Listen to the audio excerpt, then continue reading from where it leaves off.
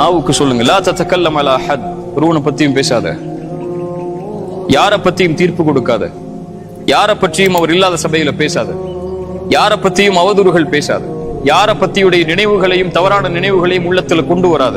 உள்ளத்துல கொண்டு வர ஒரு முயற்சிக்கும் போதும் என்று கொண்டு வராது. அவருக்கும் அல்லாவுக்கும் உள்ளது.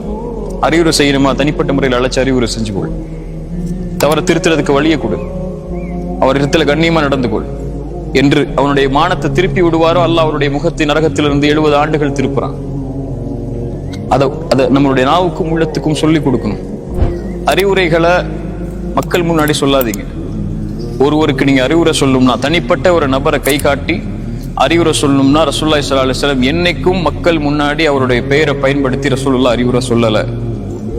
இப்படிப்பட்ட மக்கள் உங்கள் மத்தியில் இருக்கிறாங்கன்னு ரசூலுல்லாஹ் சொல்லுவாங்க. யாருடைய பெயரை பயன்படுத்தியும், முனாஃபிக்குகளுடைய பெயரை பயன்படுத்தி கூட ரசூலுல்லாஹி ஸல்லல்லாஹு அலைஹி வஸல்லம் அறிவுரை சொல்லல. வழிகேட்டில் இருக்கக்கூடிய ஒரு மனிதனை பத்தி பேசுறது வேற, மார்க்க விஷயங்களுக்கா, மார்க்க வழிகாட்டலுக்கா. அவர் வழிகேட்டில் இருக்கிறது, அவர்கிட்ட இருந்து மார்க்கம் படிக்காதீங்கன்னு சொல்றால அது வேற.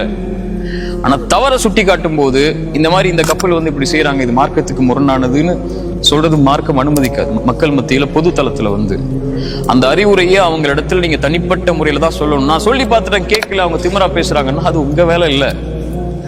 அவன் கேட்கணுங்கிறது அது உங்க கையில இல்லை.